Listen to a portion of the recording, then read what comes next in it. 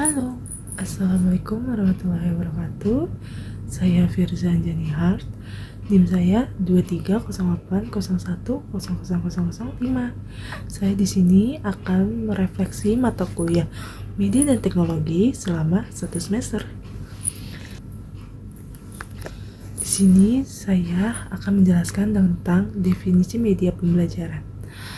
Media pembelajaran adalah alat, bahan, metode, atau fasilitas yang digunakan untuk menyampaikan materi kepada peserta didik dengan tujuan meningkatkan efektivitas dan efisien proses belajar mengajar.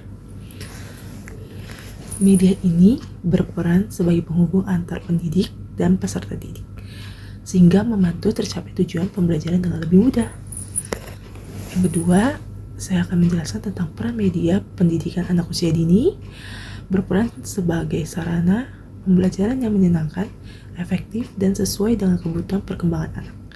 Pengguna media yang tepat dapat memberikan pengalaman belajar yang bermakna dan mendukung tumbuh kembang secara optimal. Nah, media ini juga punya jenis-jenisnya, yaitu yang pertama media visual, yang kedua media audio, yang ketiga media audiovisual, yang keempat, media fisik atau alat peraga. Yang kelima itu media berbasis cetak. Yang keenam, media digital atau berbasis teknologi. Yang ketujuh itu media lingkungan. Teknologi dalam pembelajaran PAUD. Teknologi, jika digunakan dengan tepat, dapat menjadi alat yang sangat efektif dalam mendukung pembelajaran anak usia dini. Dengan aplikasi, game, video, dan alat pembelajaran digital yang tepat, proses pembelajaran dapat menjadi lebih menyenangkan dan mendukung perkembangan anak secara holistik. Yang kedua itu ada kriteria pemilihan media dan teknologi. Pemilihan media dan teknologi dalam pembelajaran anak usia dini harus memperhatikan berbagai kriteria yang sesuai dengan kebutuhan anak. Tujuannya yang ingin dicapai dalam pembelajaran dan kondisi yang tersedia.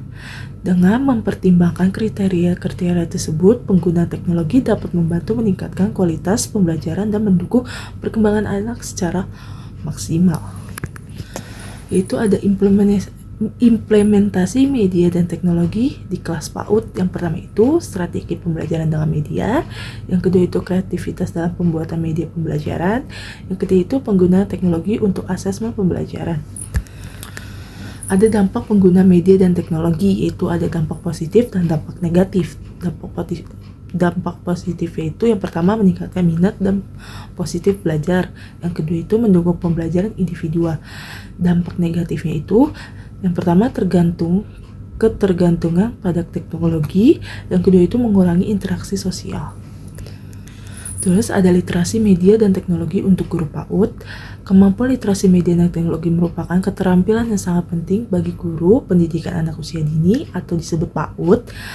Di era digital, keterampilan ini tidak hanya mendukung guru dalam menyampaikan materi pembelajaran dengan lebih menarik, tapi juga membantu dalam membangun karakter anak sejak dini agar mampu menggunakan media secara cerdas dan bijak.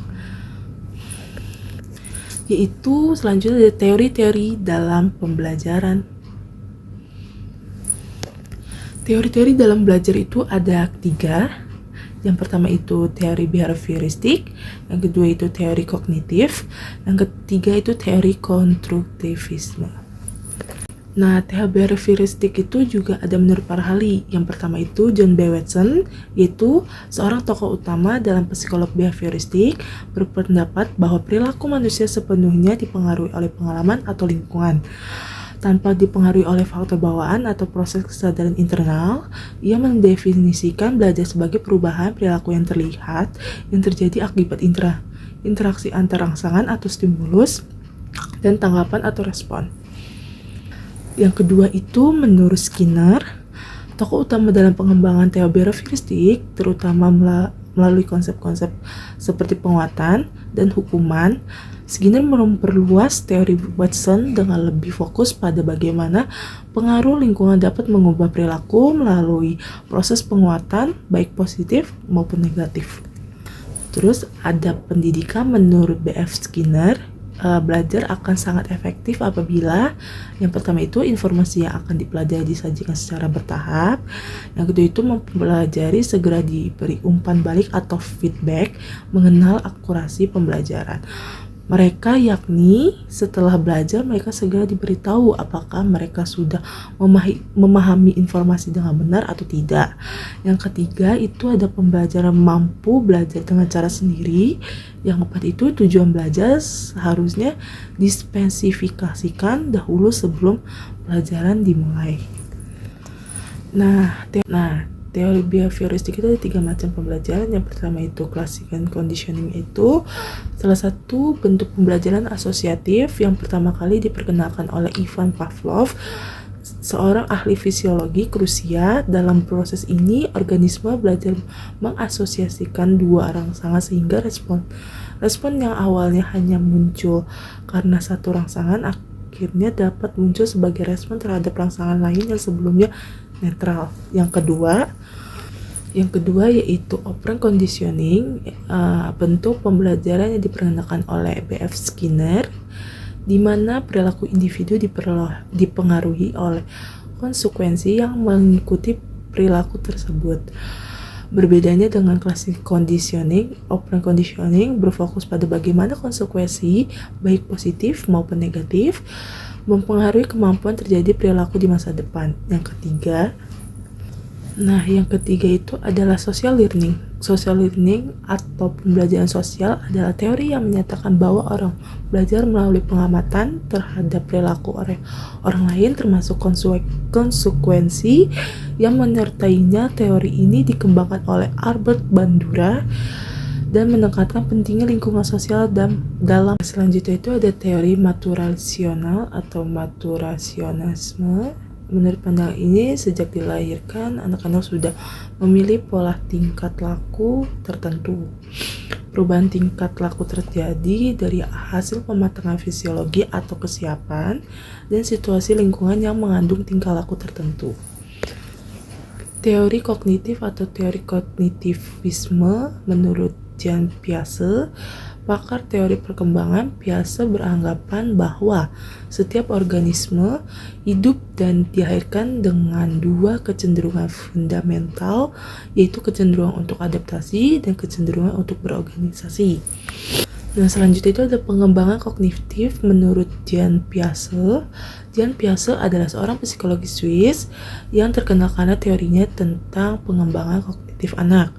Piaget berpendapat bahwa anak-anak berkembang melalui serangkaian tahap kognitif yang berbeda dan setiap tahap memiliki cara berpikiran dan memahami dunia yang khas. Ia memiliki perkembangan kognitif sebagai proses aktif di mana anak-anak membangun pengetahuan mereka melalui interaksi dengan lingkungan dan pengalaman mereka. Nah, selanjutnya itu ada model pengembangan kognitif menurut Jean Piaget. Yang pertama itu ada skema struktur kognitif yang digunakan oleh manusia untuk mengadaptasi diri terhadap lingkungan dan menata lingkungan ini secara intelektual. Yang kedua itu ada asimilasi, mengintegrasikan informasi baru ke dalam skema-skema yang sudah ada. Yang ketiga itu akomodasi, penyesuaian skema-skema yang sudah ada agar cocok untuk mengelola informasi-informasi dan pengalaman-pengalaman baru, atau terbentuknya skema baru atau skema lama diganti. Yang keempat itu organisasi, pengelompokan perilaku dan pemikiran yang terpisah satu sama lain keadaan suatu sistem tingkatnya lebih tinggi. Yang kelima itu ada ekuilibrasi, keseimbangan antar skema dengan lingkungan.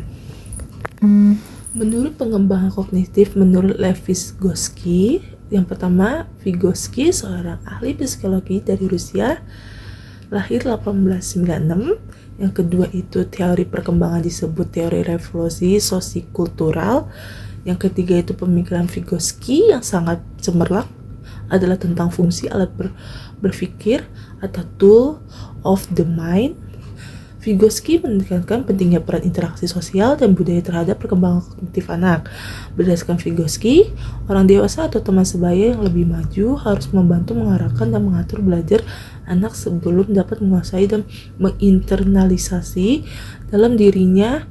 Anak Vygotsky meletakkan penekanan khusus pada bahasa, tidak hanya sebagai ekspresi dari pengetahuan dan pikiran, tetapi juga memiliki makna esensial untuk belajar dan berpikir mengenai dunia.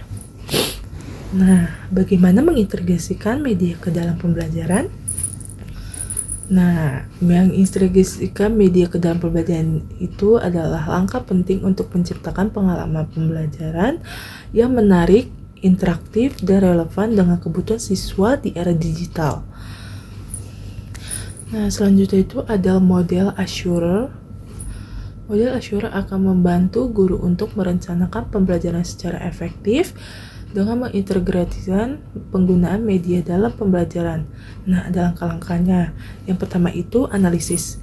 Analisis itu kayak menganalisa. Terus yang kedua itu ada stage, standard, and objektif. Yang ketiga itu ada select, strategi, media, dan materials. Yang keempat itu ada utilize, teknologi, media, dan materials. Yang kelima itu ada require. Require itu kayak learning partisipasi.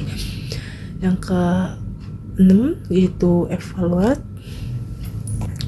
Nah, bagaimana mengembangkan media pembelajaran? Mengembangkan media pembelajaran adalah proses yang memerlukan perencanaan, kreativitas, dan pemahaman tentang kebutuhan siswa serta tujuan pembelajaran. Nah, kita pakai model AD. Nah, AD itu yang pertama itu ada analisis, yang kedua itu ada design, yang ketiga itu ada development, yang keempat itu ada implement, yang kelima itu ada evaluasi. Nah, sekian merefleksikan materi selama 1 semester yang diampu oleh Bapak Yoga Aditya Ragil. Dan selama 1 semester ini kita juga disuruh membuat media, yaitu berupa pop-up book. Seperti ini pop-up book. Nah, pop-up book kita itu tentang upaya mencegah banjir. Ya, pokoknya nanti temanya di sini ya. Kita di pop-up gitu tuh kita menjelaskan tentang awalnya kenapa bisa banjir itu, kayak membuang sampah sembarangan, terus kayak sampai evakuasi. Kita menjelaskan di pop-up gitu. Dan kita disuruh turun lapangan untuk menjelaskan tentang media yang kita buat itu pop-up book. Dan alhamdulillahnya respon anak-anak itu sangat wah banget, sangat excited, sangat kayak menghargai kita membuat pop-up book gitu loh, kayak seneng banget. Dan kita juga di situ menjelaskan tentang kayak kita tuh kenapa sih nggak boleh membuang sampah sembarangan gini. Kita juga menjelaskan tentang pop-up book yang kita bikin, kayak dari awal kayak membuang sampah sembarangan itu tuh kayak membuat banjir sampai dengan evakuasi sampai kayak, nah itu. Dan sekarang bukunya sudah dikasih ke sekolahnya langsung, dan nanti aku kasih cuplikan satu video selama kita turun ke lapangan ke TK. Dan ini videonya.